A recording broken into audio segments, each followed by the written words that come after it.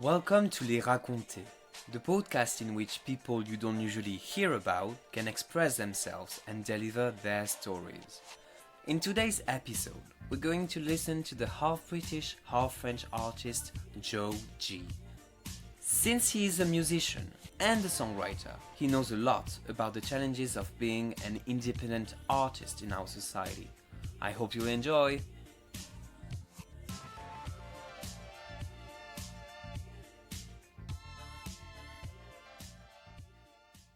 Okay, so maybe we could start with the origins, right? So, what made you start singing? Did you always see yourself as a singer, or did you? Where does it come from? And you're not just a singer, by the way. You're also songwriter. I'm a songwriter. Actually, first and foremost, I'm a guitarist. Okay. That's what I started with. Yeah. So I started learning guitar when I was 7 with a friend of mine. We took lessons together.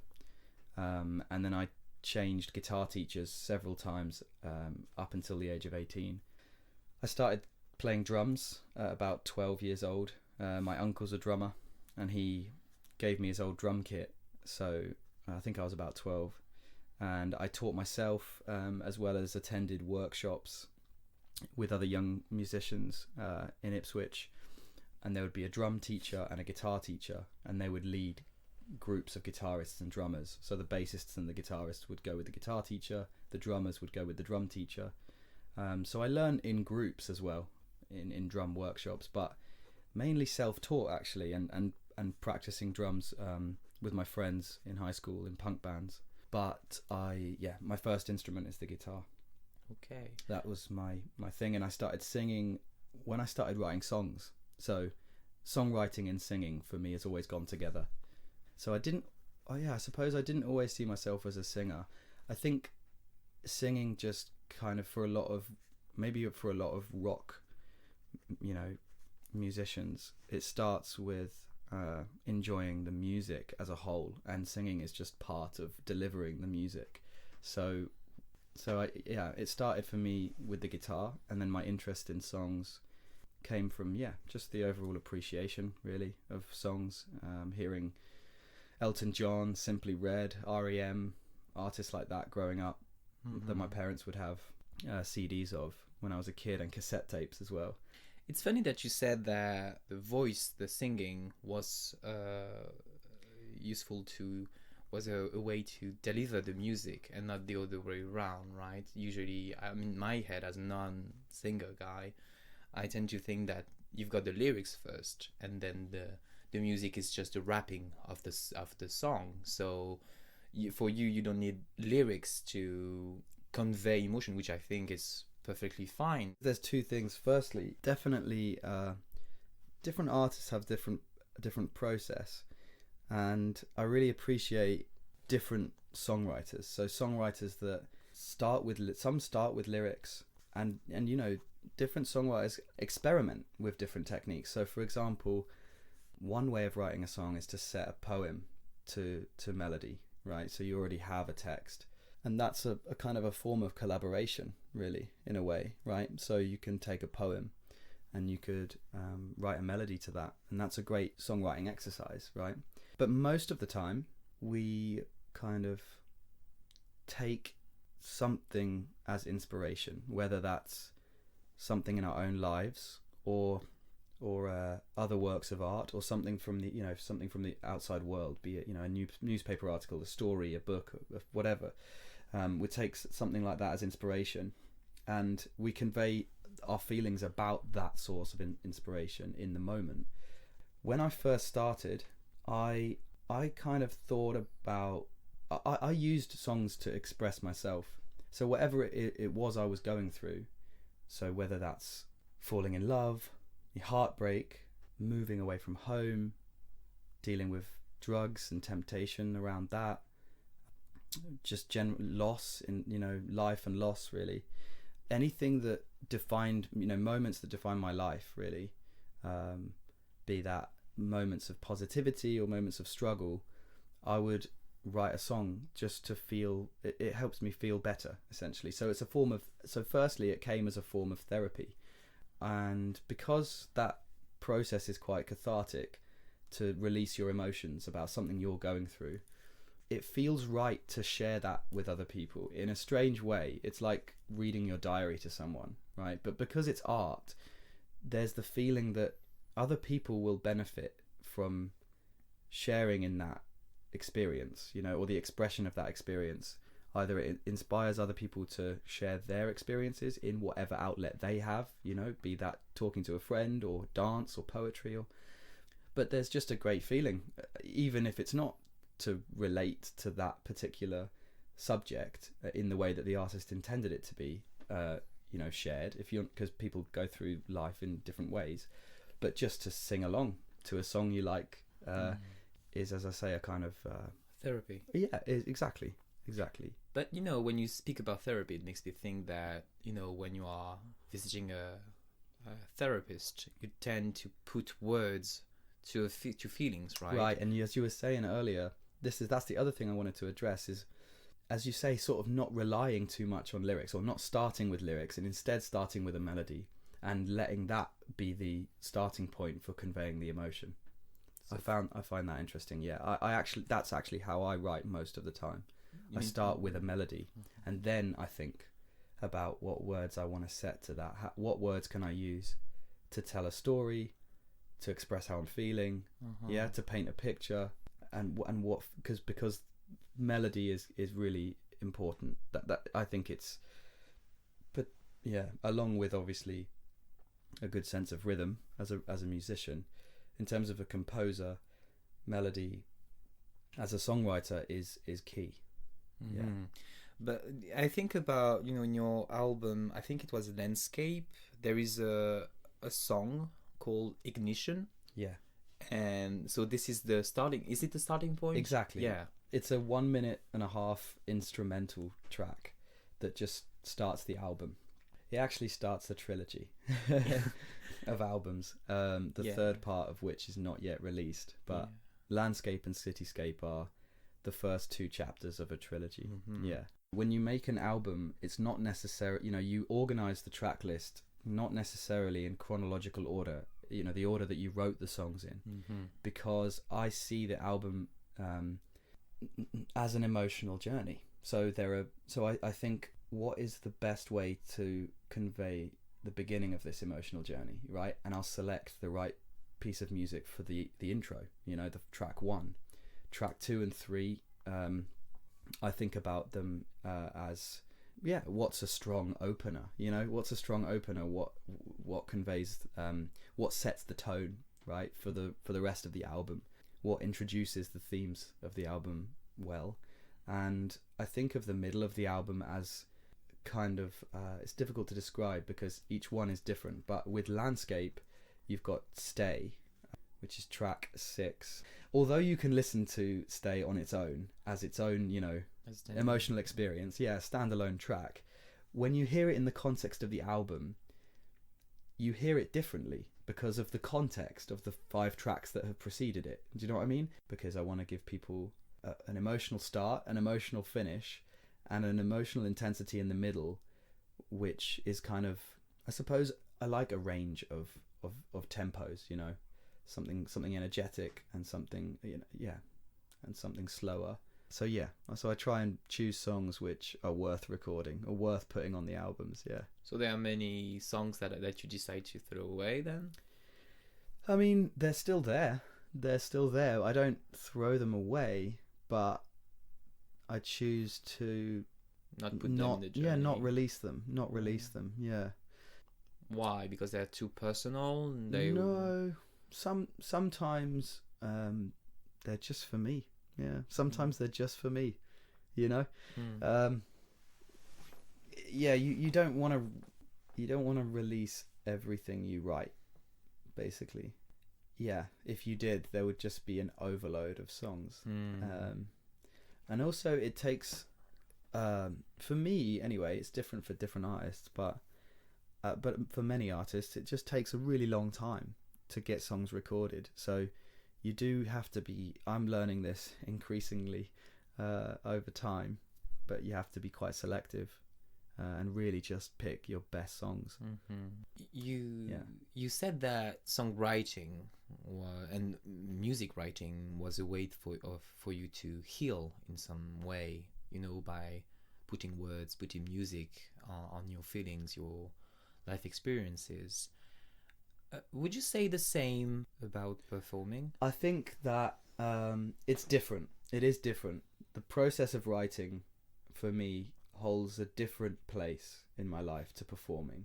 Performing doesn't replace the feeling I get when I write a song, and writing a song doesn't replace. They're not the feeling I get when I perform. They're not interchangeable.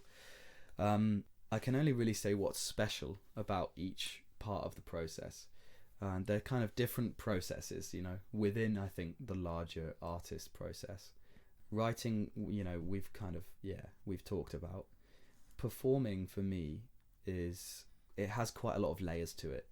So it's special because people come together to share a communal experience. So everybody has their own individual experiences of live music, but ultimately we're all sharing this one song, and we're all singing one melody, right? So there's a unity, I think, to people coming together and sharing one experience. So I think that's one thing that's really special about performing, is that knowing that you're the vehicle, the sort of membrane, right, through which this experience is able to happen, So it kind of all comes back to being a kid, really. And wanting to perform, and so there's that special sense of being together, but there's also that sense of sharing what you've written, sharing the process of writing the song with people live in the moment. That's never going to happen again, right? That one moment exists now, forever, if you see what I mean. So it's something, you can't, it's never the same twice. And that's what's special about live music. It only happens once. So that's another dimension to it. A couple minutes ago you spoke about bad gigs. When can you say, okay, this was a bad gig? Yeah, sure. Because it's part, I think, of the experience as well. For sure. To fail. Absolutely. 100%. One example, it could be anything, right? It could be a technical failure, right, of the equipment, and then I always try to bring spares, right? A spare lead, spare mic stand, spare capo, spare strings. But to give you an example, I try to bring spare strings with me, right? Every time I have spare strings with me, and that's important, and you learn that through experience. So if I'm one time I didn't have spare strings with me, right? But I'm never. It's so rare that I break a string. So I think, okay, it should be all right. It hasn't been too long since I changed my guitar strings. I'm playing a 3-hour set, and I break a string in the middle of the first set. So in the first 1 hour, I break a string, and I don't have any spares. And a guitarist friend of mine is with me. He's come to the gig to see me play. And in one of my breaks, he bikes home, right? I ask a stranger if he can borrow her bike. She says yes. He bikes home, gets me a string. He comes back, and it's the wrong string.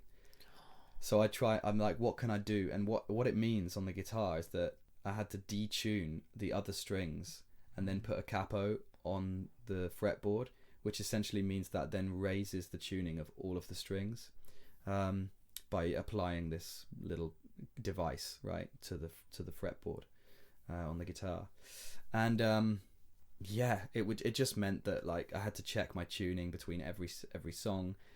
Bear in mind, before I managed to kind of put the string on and adjust the tuning accordingly, I had to, when you have to perform without a string, it's kind of like, it's so basically, as a guitarist, you're used to using all 6 strings, so your fingers move in a certain way, that accustomed to having that string there.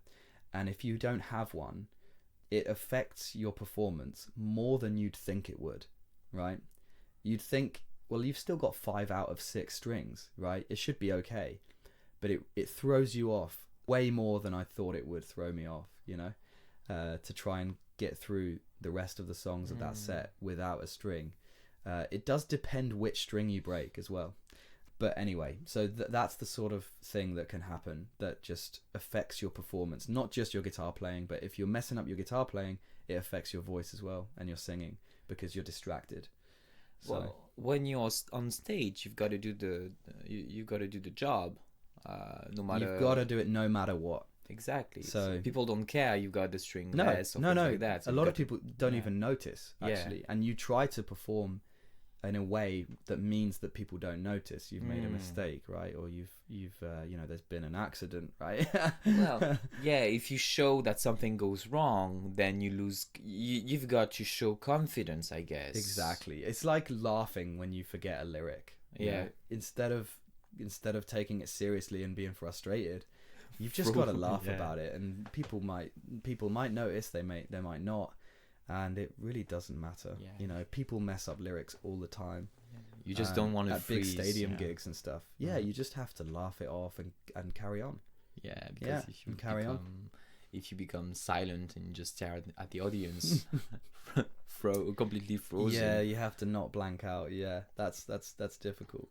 And even if you do, you just laugh and say, "Look, guys, I'm going to start again." You know, and people are fine with that. You know, the audience is way more forgiving than you think as a performer. You know, when you're up there, you're quite nervous. Everybody's looking at you. But yeah, really not that bad. The more you do it, the more comfortable you are. And also, like, I think you take it more seriously than them, because this is your duty to perform right. Exactly. You feel the pressure, really. And you're your own biggest critic. Exactly. Sure. Yeah, that's it. I'd like to focus on failure, because I think it's a huge part of artistry, because we tend to speak about fame, success, to glorify that, but we don't speak enough about the hardships of being an artist and the way society deals with artists. That is very important. Yeah, that is very important. I actually happened to meet Ed Sheeran, right, in January, and he said almost verbatim what you just said. Okay. So he said that we focus too much on success and not enough on failure. Yeah, it's about, he was talking about it in the context of songwriting. So it's being brave enough to fail, to write every day or to perform every day, and not worry about whether it's going to be good or whether it's not going to be good. In terms of songwriting, you write the song and you don't judge it as you write it. You judge it later. So you just capture the job of a songwriter is to be authentic and be true to the moment and true to what you're feeling in the moment. Free from judgment and free from expectations, free from thinking about anything related to money or how, you know, and how much money it's going to make you. It's about being true to the moment, right? So you can't worry about it being a bad song. You just have to write the song, and later you can decide whether it's good or not. And in terms of performing, if you have a bad gig, you've done it. It's in the past, and you just do another one, you know? And he was saying, you know, if you do 30 gigs in a pub, for example, on the 31st, you'll feel like, hang on, I've done this 30 times, you know? I know what I'm doing, you know what I mean? So you just get better over time, essentially. And he was just saying, well, when you go to the next level, say you do a venue of 2,000 people, the first time you're going to do it, you're going to be really nervous, you know? But on the 31st, you know, you'll think, well, I've already done 30 of them. I've had enough time. I've failed enough times, you know. There's been enough things that have gone wrong that I know how to be prepared for the next time. So it's this kind of ancient idea, right, of learning from your failures.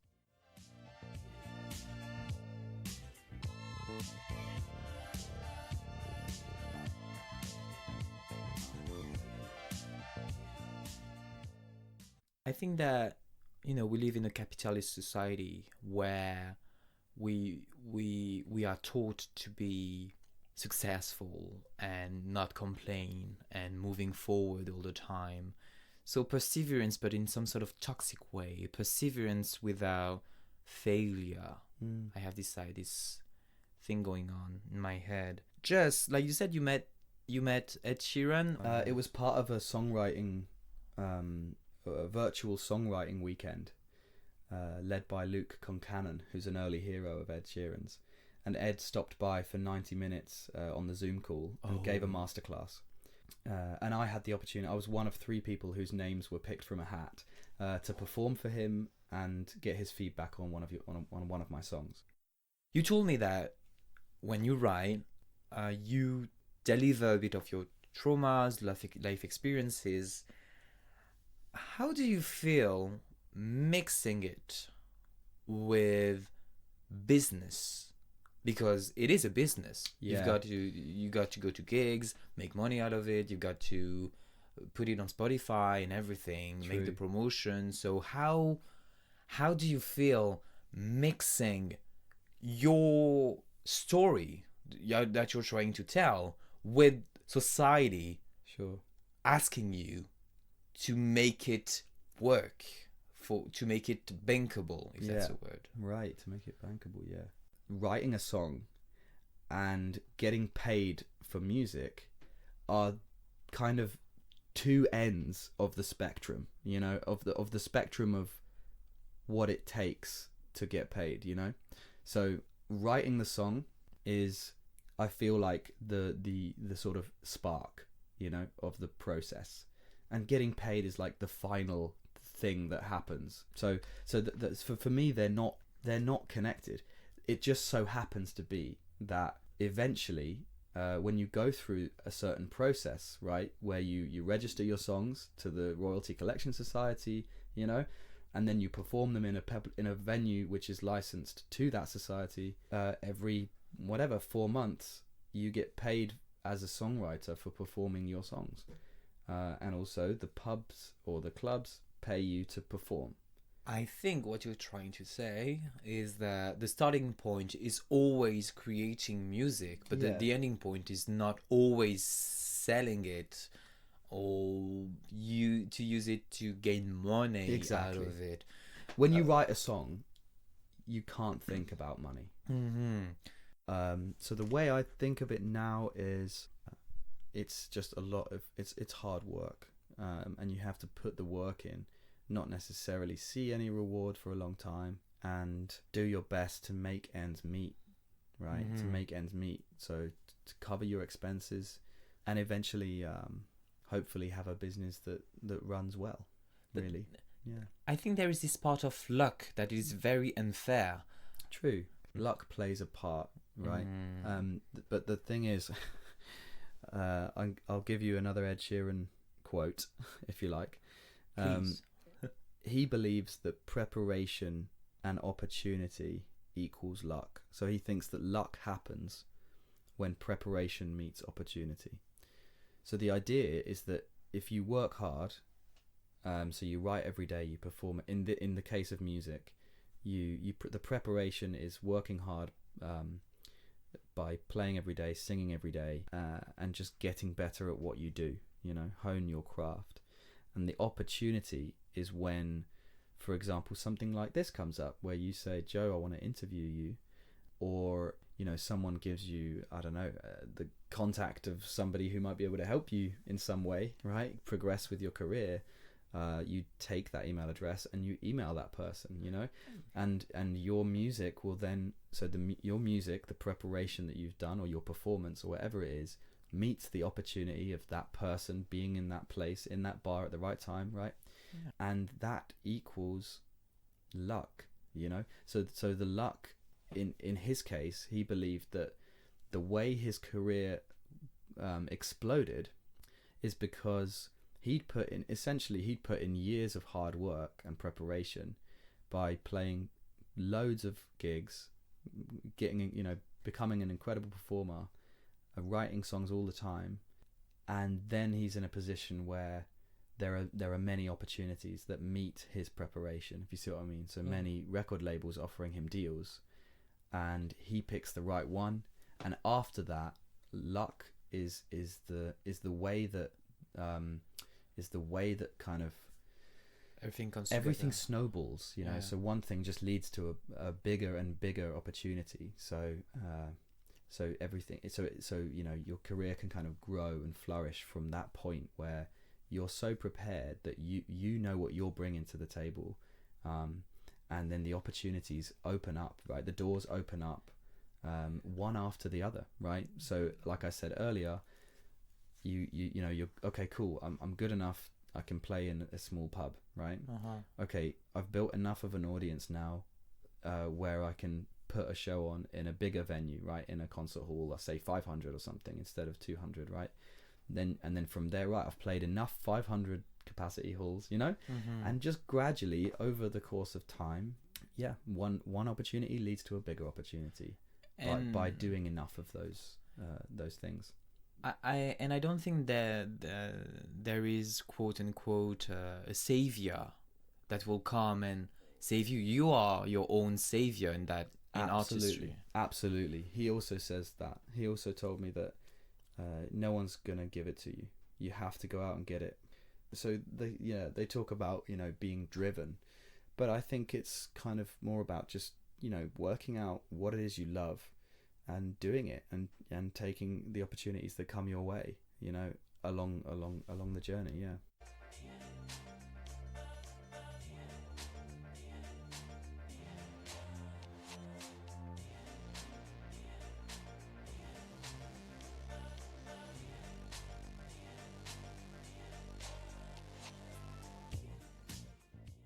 Maybe no, I think it's more interesting to go through that. I love trauma. That's my thing. Cool. We'll get some blood. Trauma, it comes from a Greek word that means wound.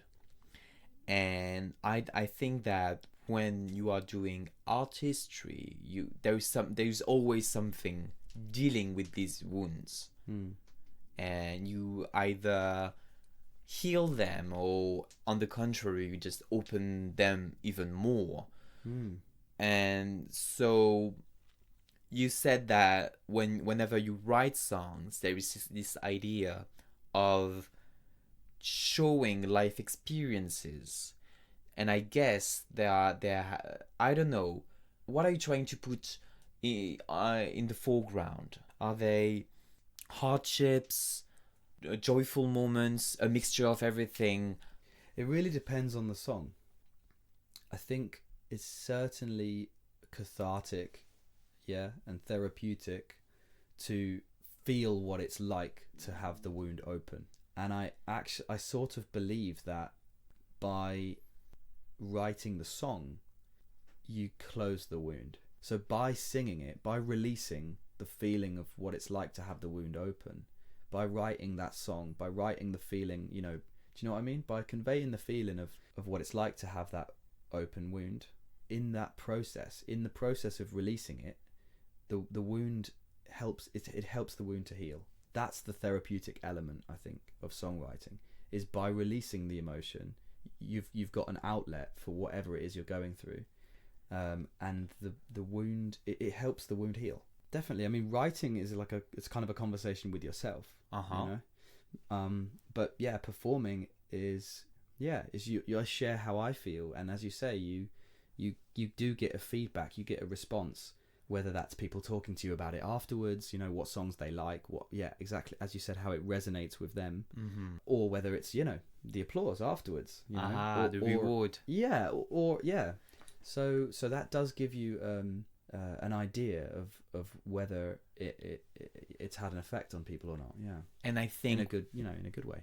And the reward isn't only financial, it's also the applause, right? And it's also the way people react to the music and are happy to have felt a certain way listening to you. That's the real reward. That's the real reward. Yeah.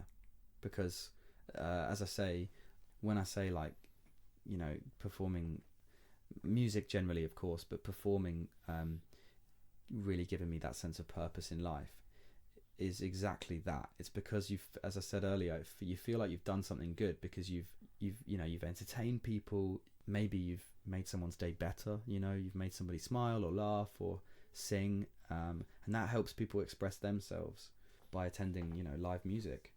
And so that feeling of I've done something good, I've made a difference. Hopefully I've made a difference to someone's day. That's the feeling that what I do for a living is fulfilling. I would like to get money for what I do, but I just love what I do so much that I would do it anyway, Ooh. even if I didn't get money for it. Yeah. Well, it's difficult. I just love it. Yeah. So as I say, that's the real reward is interacting with people. Yeah. Yeah. Stability is hard to get in that area of work, I guess. Definitely. But as I said earlier, it's like any business. It's like any startup business. There's a lot of risk involved. So yeah, but you do just have to go for it, because what's the alternative? There's a big sense of sacrifice in what we kept talking on through this entire interview. Definitely. An interesting thought though is, what is the cost of not trying to make what you do for a living work? So what's the sacrifice of not trying to do what you love? So I think it's a high price to pay, right? To not try, to not try to persevere. And I think that's something that we don't really think too much about, right? That's a perspective we don't really have in our minds a lot, is, can I afford to not give this my all? Stability at every cost can be a danger as well. I like this idea. Yeah. That people, they prevent themselves from expressing themselves, and they think that it's non-valuable because they couldn't sell it. I think some people block themselves. Many people write songs, and some people just do it for themselves, right? Whether that's like in the form of a diary, or just because they love it but they don't want to show people. And that's it's a form of it's an outlet. And some people aren't even aware that they are creating things. You know, when they just sing to themselves, when they write a diary, everything. They don't know that they are doing artistry. Yeah, absolutely. And the sad part is that some people think they are not able to do it. And I think that's the sad part of our society, is that people aren't aware that there is some sort of inner wealth, in a way, going on. Absolutely. I think art is the absolute way of demonstration, in a way. Some sort of it's an absolute message of truth, maybe in a subjective way, but it will always find its place somewhere, I think. And this is our final hope, in a way. Maybe I sound a bit climactic saying all of this, but this is how I feel. Well, thank you very much, Joe. It was a pleasure to have you. Thank you for having me. Yeah, and it was great fun. Yeah, it was actually. Yeah, it was. Well, I wish you the best. You deserve it. I've seen you perform quite many times now. I hope that your efforts will pay, and I think that in some way they still have already paid. You're going to perform in Austria, which is like the beginning of some sort of international career. Like you know how to catch opportunities whenever they present to you. So thank you so much. Thank you. I hope to play in France soon. In Paris. That would be nice. I'll try and come to Paris soon. And no, thanks very much for having me. And I'm looking forward to hearing other podcast episodes. Well, same for me. Likewise, for sure. Definitely. All the best with the podcast. And I'm looking forward to hearing other episodes. Thank you. And by the way, I'm just really happy that Ed Sheeran and I sound the same from time to time. Oh, absolutely. Yeah. There's some wisdom that is shared, for sure. Stop it. I didn't expect that at all. Our guest was Joji, and I'm Louis Seferian. Please, don't forget to subscribe and share Les Raconthés. I'll let you with Joji's music, hoping it will help you ignite.